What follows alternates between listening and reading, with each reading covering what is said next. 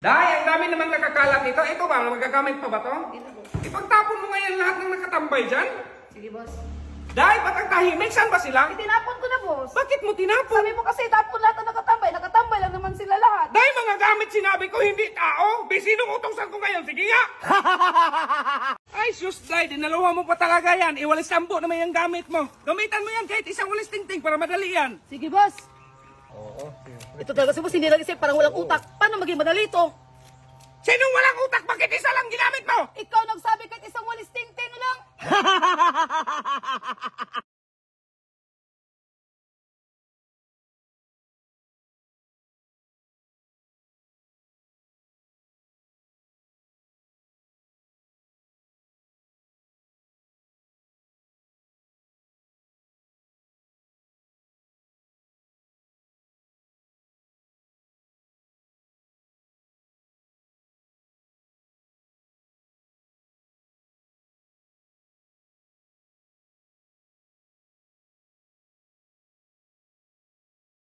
Day, bumili ka ng potato. Sige, boss.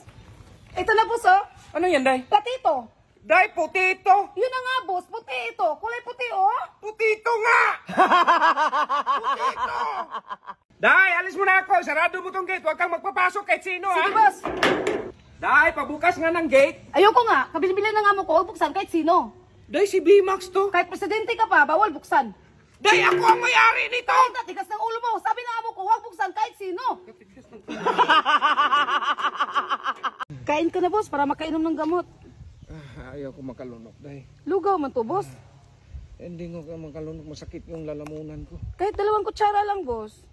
Hindi ko nga malunok yung lugaw. Kutsara pa kaya. Day, lahat ng nagkalat ng bakal dito, ibenta mo nga to. Sige, boss. Day! Day! Day! Day! Day!